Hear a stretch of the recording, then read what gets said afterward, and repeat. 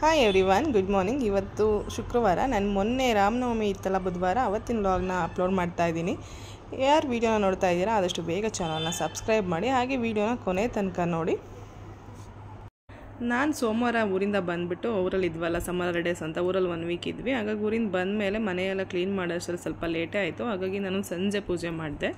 ಬೆಳಗ್ಗೆಯಿಂದ ಎಲ್ಲ ಕ್ಲೀನಿಂಗೇ ಜಾಸ್ತಿ ಆಯಿತು. ಮನೆಯೆಲ್ಲ ತುಂಬ ಧೂಳಾಗ್ಬಿಟ್ಟಿತ್ತು, ಮಳೆ ಇಲ್ವಲ್ಲ, ಹಾಗಾಗಿ ತುಂಬ ಗಲೀಜಾಗ್ಬಿಟ್ಟಿತ್ತು.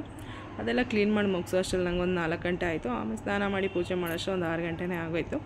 ಪೂಜೆ ಎಲ್ಲ ಮುಗಿದ್ಮೇಲೆ ಆಮೇಲೆ ನಾವು ದೇವಸ್ಥಾನಕ್ಕೆ ಹೋಗೋಣ ಅಂದ್ಬಿಟ್ಟು, ನಮಗೆ ನಿಯರ್ ಗಾಳಿ ಆಂಜನೇಯ ಸ್ವಾಮಿ ಟೆಂಪಲ್ ಇತ್ತು, ಹಾಗಾಗಿ ಅಲ್ಲೇ ಹೋಗಿ ಬಂದೆ.